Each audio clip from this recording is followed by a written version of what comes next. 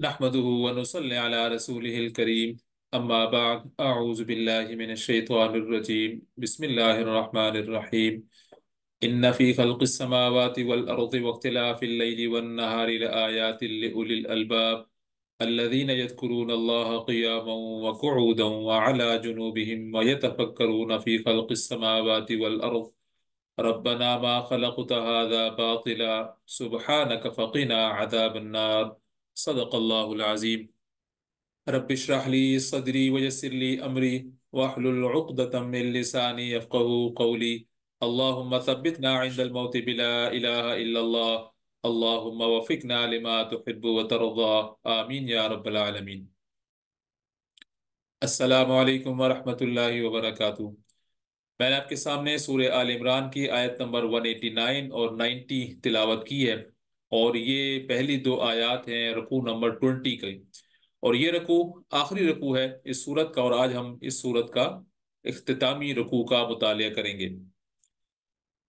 سورہ آل عمران اور سورہ بقرہ دونوں جوڑا جوڑا صورتیں ہیں،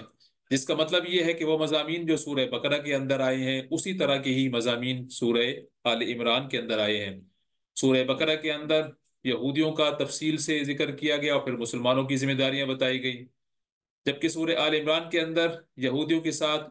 عیسائیوں کو بھی شامل کر لیا گیا، اور پھر اس کے ساتھ ساتھ مسلمانوں کو ان کی ذمہ داریاں بتائی گئیں۔ سورہ بقرہ کا اختتام بھی ایک دعا کے ذریعے سے ہوتا ہے، جو ہم عام طور پر پڑھتے بھی رہتے ہیں، اور سورہ آل عمران کا اختتام بھی ایک دعا سے ہوتا ہے، اور یہ دعا اسی ہی دعا کا عکس ہے جو کہ سورہ بقرہ کے اندر وارد ہوئی ہے۔ گزشتہ رکوع کے اندر قربانی کے قبولیت کے حوالے سے آسمان کی آگ کا کھا جانے کا ذکر ہوا کہ یہودی اس بات کے قائل تھے، اور ان کی یہ قربانی کی قبولیت اس بات کی دلیل تب ہوتی تھی جب اس کو آسمان سے آگ کھا جائے۔ لیکن جیسے کہ ہم نے ذکر کیا کہ نبی کریم صلی اللہ علیہ وسلم کے آنے تک جو انسانیت تھی وہ کافی حد تک اس میں میچورٹی آ چکی تھی، اس لیے جو معجزات نبی کریم صلی اللہ علیہ وسلم کو دیے گئے وہ عقلی معجزات تھے، جبکہ اس سے پہلے حضرت موسیٰ علیہ السلام کے زمانے میں یا حضرت عیسیٰ علیہ السلام جو کہ آخری نبی تھے بنی اسرائیل کے، اس وقت بھی ان کو حصی معجزات جی بھائی، دیے گئے تھے جو کہ واضح نظر آنے والے سی جی جو ہے ہمارے پاس یہ پہلے سے نہیں ڈرا ہوگی، پہلے سے نہیں ڈرا ہوگی۔ جو معجزات نبی کریم صلی اللہ علیہ وسلم کو دیے گئے وہ عقلی بنیادوں پر تھے، اور ان آیات کے اندر بھی ایسی ہی بات کی گئی ہے۔ زمین اور آسمان کی پیدائش میں اور رات اور دن کے باری باری سے آنے میں ان ہوش مند لوگوں کے لیے نشانیاں ہیں جو اٹھتے بیٹھتے اور لیٹتے ہر حال میں خدا کو یاد کرتے ہیں اور زمین و آسمان کی ساخت پر غور کرتے ہیں۔ وہ باختیار بول اٹھتے ہیں کہ پروردگار، یہ سب کچھ تو نے فضول اور بے مقصد نہیں بنایا، تو پاک ہے اس کام سے کہ عبث کام کرے، پس اے رب ہمیں دوزخ کی عذاب سے بچا لے۔ تو نے جسے دوزخ میں ڈالا اسے در حقیقت بڑی ذلت اور رسوائی میں ڈال دیا، اور پھر ایسے ظالموں کا کوئی مددگار نہ ہوگا۔ انسان اگر اپنی عقل جو کہ اللہ تعالیٰ نے اس کو عطا کی ہے اس کو استعمال کرتے ہوئے اس دنیا، اس کائنات کے اندر جو مختلف چیزیں ہیں اس پر غور کرے جو اللہ تعالیٰ کی مخلوقات ہیں، جیسے کہ سورج، چاند، ستارے، اور ان کے آنے اور ان کے جانے کے اوقات کے بارے میں دیکھے تو اسے معلوم ہوتا ہے کہ یہ کتنی پابندی کے ساتھ کتنے سالوں سے، اربوں سالوں سے، کروڑوں سالوں سے وہ ایک خاص ترتیب سے چلے جا رہے ہیں، اور اس میں کوئی تبدیلی واقع نہیں آتی۔ کیا اس طرح کا ڈسپلن نظام کیا خود بخود چل سکتا ہے، جس طریقے سے ایتھیسٹ کہتے ہیں کہ یہ نظام خود بخود چل رہا ہے؟ جبکہ دوسری طرف صورتحال یہ ہے کہ ایک گھر اگر اس میں توجہ نہ دی جائے تو اس کا نظام دھرم برہم ہو جاتا ہے۔ پھر اتنی بڑی کائنات جس کو ابھی تک سائنس ایکسپلور نہیں کر سکی، اور دن بدن گزرنے کے ساتھ ساتھ اس میں ایکسپلوریشن میں اضافہ ہو رہا ہے، اور مختلف کائنات کی جو فلکی نظام ہیں وہ ڈسکور ہو رہے ہیں، جبکہ جو کچھ ڈسکور ہو چکا ہے اس میں ایک کمال درجے کی پابندی پائی جاتی ہے، ڈسپلن پایا جاتا ہے۔ اب جب یہ تمام مخلوقات جو کہ انسان کے فائدے کے لیے پیدا کی گئی ہیں، پھر یہ انسان کیا یہ بے مقصد پیدا کیا گیا؟ یہ ایک سوچنے کا وہ سوال ہے جو کہ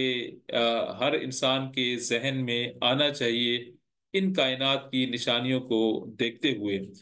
پھر جب وہ یہ اس بات پر انسان پہنچ جاتا ہے کہ جب ہر چیز ایک مقصد کے تحت بنائی گئی ہے تو پھر انسان بھی مقصد کے تحت بنایا گیا ہوگا، اور پھر جب انسان کا مقصد وہ ڈھونڈنے کے لیے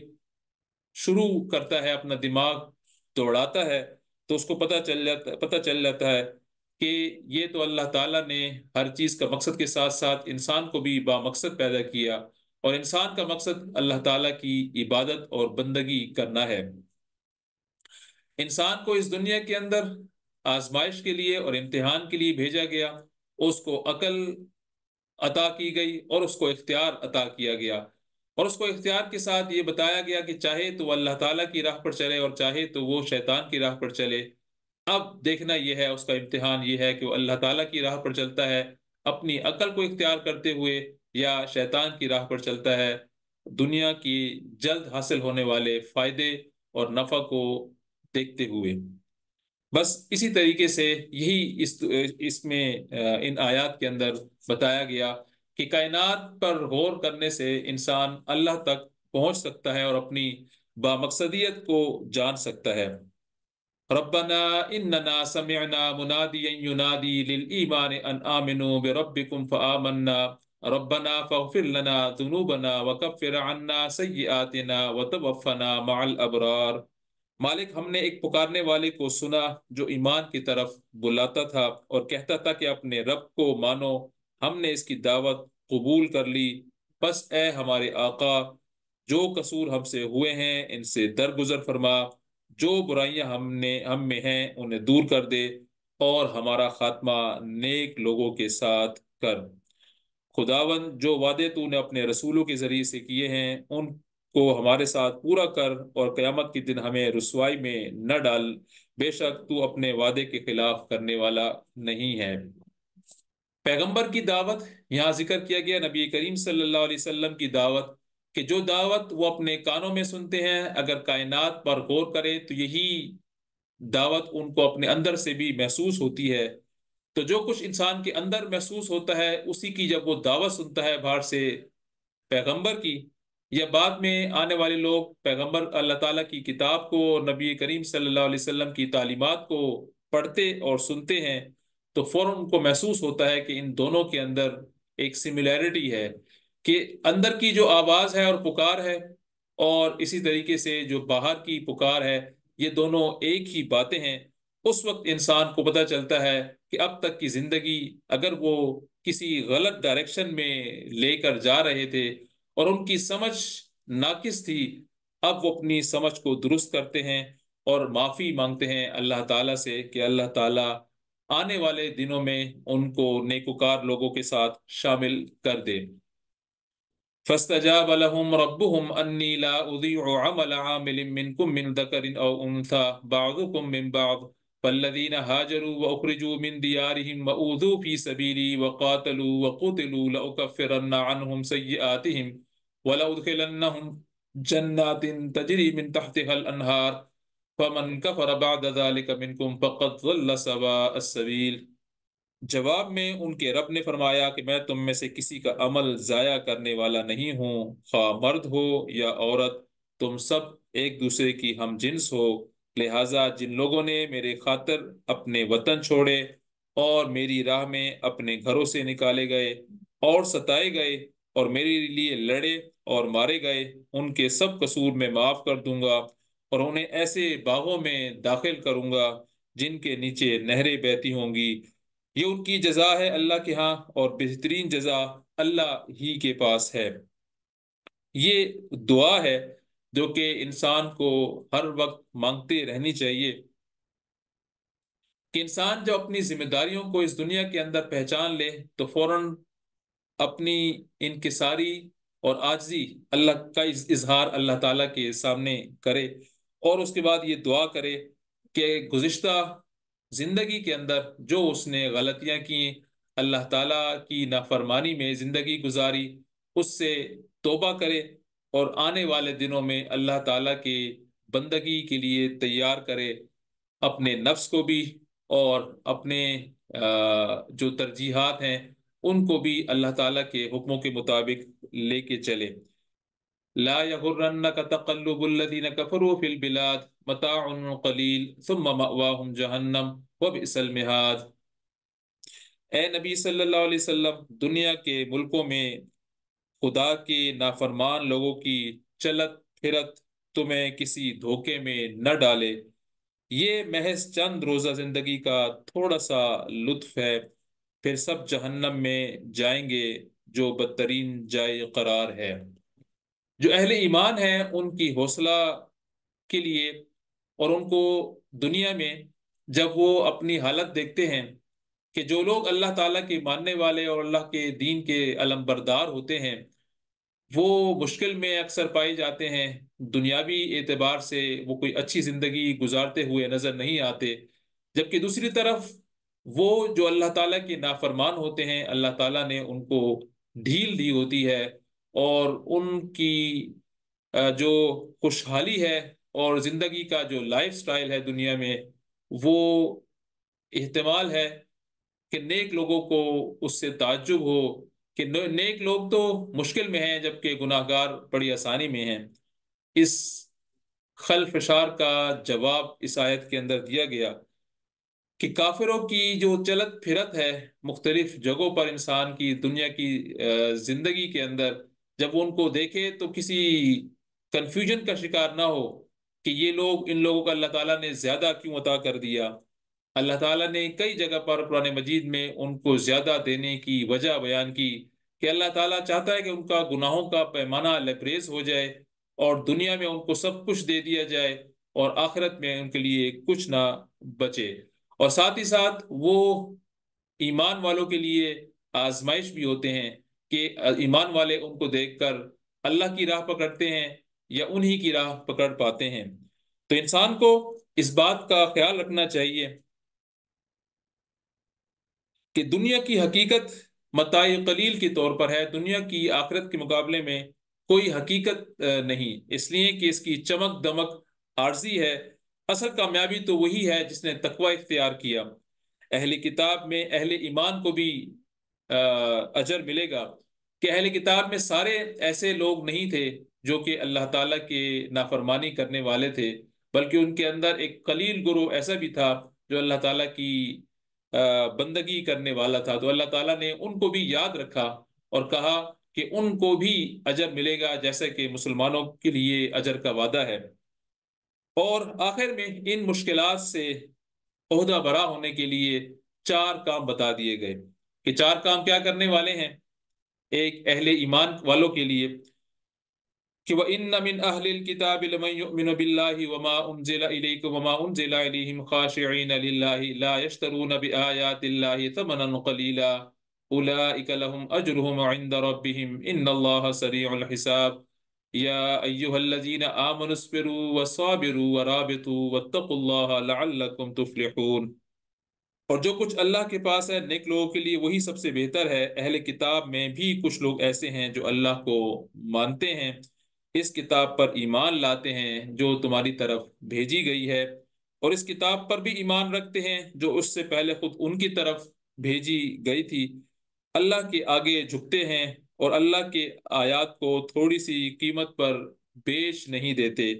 ان کا اجر ان کے رب کے پاس ہے اور اللہ حساب چکانے میں دیر نہیں لگاتا۔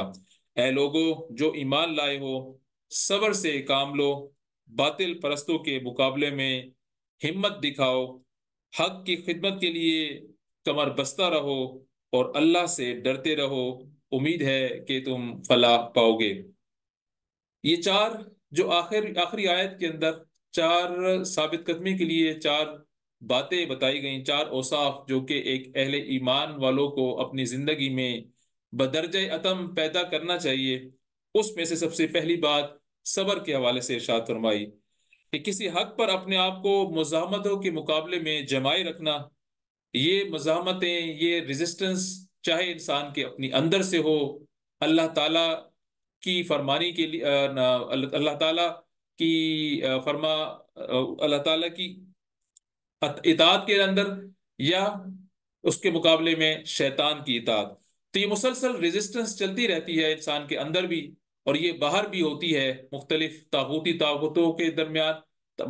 طاغوتی طاقتوں اور جو اللہ تعالیٰ اسلام کی طاقتوں کے درمیان۔ تو انسان کا جو اہل ایمان کے پر جمع ہوتے ہیں، وہ اب ثابت قدمی دکھاتے ہیں، صبر دکھاتے ہیں۔ اسی طریقے سے صبر دکھاتے ہیں شیطان کی شکل میں، یعنی ایک تو انسان کے اندر کی اور باہر کی طاقتیں ہو گئی، پھر شیطان کی جو ان کو ورغلاتا ہے اس پر صبر دکھاتے ہیں۔ اسی طریقے سے خاندان، برادری اور سوسائٹی بھی ان کو ٹیمپٹیشن میں ڈالتی ہے، اس پر بھی صبر پہ رہتے ہیں، حق پر جمے رہتے ہیں، اور وہ بات جو اللہ تعالیٰ نے اور نبی کریم صلی اللہ علیہ وسلم کی سنت سے ان کو سمجھ میں آ جاتی ہے، اس سے ہٹنے کو تیار نہیں ہوتے۔ اندر یا باہر کی، شیطان کی، نفس کی، خاندان کی، برادری کی، سوسائٹی کی، کسی طرح کی بھی ٹیمپٹیشن ان کو اللہ تعالیٰ کی نافرمانی پر تیار نہیں کرتی۔ یہ پہلا ان کا خاصیت ہوتی ہے، خصوصیت ہوتی ہے، صبر سے کام لیتے ہیں، اور اللہ تعالیٰ کے وعدے سے امید رکھتے ہیں کہ اللہ تعالیٰ ان کو اس صبر کے بدلے جنت عطا کرے گا۔ دوسری کریکٹرسٹک جو ان کی ہوتی ہے وہ مثابرت ہے۔ مثابرت کے معنی حریف کے مقابلے میں ثابت قدمی، جرت، بہادری اور مسلسل کوشش رکھنا، کہ کبھی بھی وہ سرنڈر نہیں کرتے، جرت سے کام لیتے ہیں، بہادری اور مسلسل کوشش میں لگے رہتے ہیں، کہیں ہمت نہیں ہار دیتے، اور مسلسل کوشش کی وجہ سے ہی ان کا ایمان اور تقوی اپنی جگہ پر قائم رہتا ہے۔ تقوی ایک ایسی چیز ہے، وہ مسلسل یا تو بڑھتا ہے جیسے جیسے انسان اس دنیا کے اندر رہتا ہے، یا بڑھتا ہے، بلکہ بڑھتا اور کم ہوتا رہتا ہے۔ جب جب انسان اللہ تعالیٰ کی نافرمانی کرتا ہے، انسان کا تقوی نیچے آتا ہے، اور جب جب انسان اللہ تعالیٰ کی اطاعت کرتا ہے تو اس کا تقوی اوپر جاتا ہے۔ تو اس لیے تقوی حاصل کرنے اور اس کو مینٹین کرنے کے لیے مسلسل کوشش کی ضرورت ہوتی ہے۔ رمضان کا مہینہ بھی انسان کو اسی تقوی کے حصول میں مدد دیتا ہے، کہ انسان کسی حد تک، شیطان جب بندے ہوں، اس تقوی کو حاصل کرنے اور اس کے کیفیت کو اور اس کے ایک لیول کو مینٹین کر سکے، یہ روزہ اس بارے میں ہیلپ کرتا ہے۔ اور جب رمضان ختم ہو جاتا ہے تو امید کی جاتی ہے کہ اس ٹریننگ کے نتیجے میں انسان اللہ تعالیٰ کے تقوی کو جو اس نے رمضان کے اندر پیدا کیا اس کو قائم رکھے گا، اور اس میں مزید بڑھوتری کے لیے کوشش کرے گا۔ تیسری کریکٹرسٹک مرابطہ ہے، جس کا معنی اپنی تیاری رکھنا۔ اگر اس کے ہم لفظی معنی کریں تو وہ بنتے ہیں جنگی سامان، آلات حرب۔ اس لحاظ سے دشمن کے مقابلے میں تیاری رکھیں، لیکن انفرادی معاملے میں بھی انسان اس آیت کو لے سکتا ہے، اور وہ اس طریقے سے کہ انسان اپنے طور پر جسمانی حالت ایسی رکھے کہ وہ اللہ تعالیٰ کی کے خلاف جو طاغوتی قوتیں ہیں ان کے خلاف کام کر سکے، اپنی صحت کا خیال رکھے، اپنی ذہنی صحت کا بھی خیال رکھے۔ اس لیے کہ جب انسان اپنی ذہنی صحت کا اور اپنی جسمانی صحت کا خیال رکھے گا تو ہی وہ کسی تندرستی کے ساتھ وہ اللہ تعالیٰ کے دین کے کام کرنے کے قابل ہو سکتا ہے۔ اگر انسان ذہنی خلفشار، اپنے گھر کے جھگڑے، اپنے بچوں کے مسئلے مسائل اور اس کے بعد روزگار کے مسائل، اس میں ہی الجھا رہے تو کیا اس نے اللہ تعالیٰ کے دین کا کام کرنا ہے اور اس کے بارے میں سوچنا ہے؟ اس لیے اپنے معاملات کم از کم اس کے بالکل ٹھیک ہونے چاہیے، اور اس کے بعد اپنے آپ کو تیار رکھنا چاہیے، تیار رکھنے کی کوشش کرنی چاہیے کہ وہ ان تمام مسئلے مسائل سے باہر نکلے اور کچھ اس کے علاوہ بھی سوچنے کی کوشش کرے جس کی طرف اللہ کی کتاب دعوت دیتی ہے۔ اور چوتھی خصوصیت جو اللہ تعالیٰ نے اس آیت کے اندر ارشاد فرمائی مومن لوگوں کو کہ وہ اس اپنے اندر پیدا کریں، وہ تقوی ہے۔ اور تقوی کو ہم بڑی اچھے طریقے سے جانتے ہیں کہ خدا کی مقرر کردہ تمام حدود و قیود کی اخلاص اور خشیت کے ساتھ نگرانی کرنا تقوی ہے۔ اور یہی دین کا خلاصہ ہے اور ایمان حقیقی ہے۔ آخرت کے اندر جو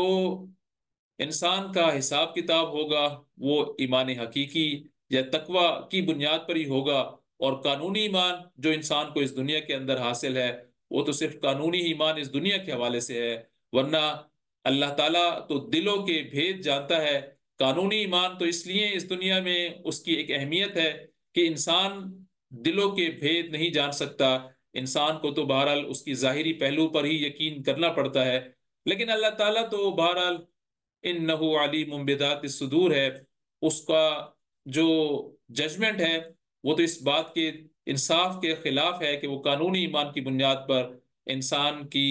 اعمال کا فیصلہ کرے۔ اس لیے وہاں جو کرنسی استعمال ہوگی وہ تو تقوی کی استعمال ہوگی، حقیقی ایمان کی استعمال ہوگی کہ دراصل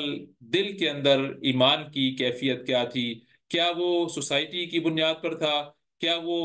والدین کی یا گھر کی تربیت کی وجہ سے تھا، یا وہ دراصل اللہ تعالیٰ کی نافرمانی سے بچنے کے حوالے سے اور اس کے تقوی کے حوالے سے اور اس کی اپنے اختیار کو اللہ تعالیٰ کے آگے ڈال دینے اور سرنڈر کرنے کے حوالے سے تھا۔ اللہ تعالیٰ سے دعا ہے کہ اللہ تعالیٰ ہمیں یہ چاروں خصوصیات اپنے اندر پیدا کرنے کی توفیق عطا فرمائے، جو کہ اس آخری آیت کے اندر دعا کے طور پر اللہ تعالیٰ نے ارشاد فرمائے۔ سبحانک اللہم و بحمدک اشہد ان لا الہ الا انت استغفرک و اتوب الیک۔